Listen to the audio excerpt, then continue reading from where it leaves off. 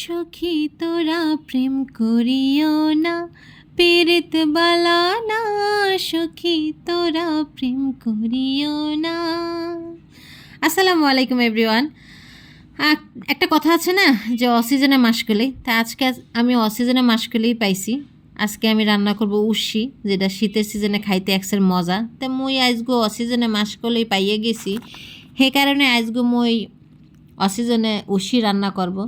তো বরাবরের মতো পেঁয়াজটা সুন্দর করে ভাজা করে এর মধ্যে চিংড়ি মাছ দিতে হইবে। চিংড়ি মাছ দিয়ে একটু আদা রসুন পেস্ট দেব, এরপরে একটু হলদের গুঁড়ি দেবো, একটু মরিচের গুঁড়ি দেবো, দিয়ে সুন্দর করে গোড়া দিয়ে একটা নাড়াচাড়া দিয়ে একদম চকচকে ঝকঝকে করে মশলাটা কষাইতে হইবে।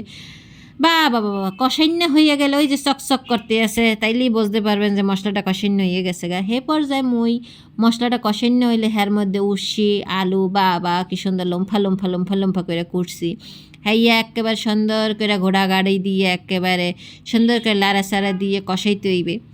যাই হোক, উশিটা কষান্য হইলে হে পর্যায়ে মই কথা নিয়ে হুর্র দিয়ে দিব, কারণ মই যেহেতু ঝোল রান্না করবো, তো হে পিনে মোর হুর্র দিতেই হইবে। হুর্র না দিলে তরকারিটা ঝোল হইবে না। ঝোল তরকারি স্বাস্থ্যের জন্য খুব ভালো। ডাকি দিলাম, ও সর্বনাশ, বাবা বিউটিফুল। মোর তরকারি হইয়ে গেছে, একটা টকবক করে ফুটতে একেবারে আলু উশি সব হেদ্দ হয়ে গেছে গা। তো মোর হাওড়ি মোর একটা টেকনিক শেখাই দিছিল যে তরকারির মধ্যে আলুটা যদি একটু গোড়াগাড়ি করে ভাঙ্গি চুরি দেয়, তাহলে তরকারিটা একসাথে ঘন হয়।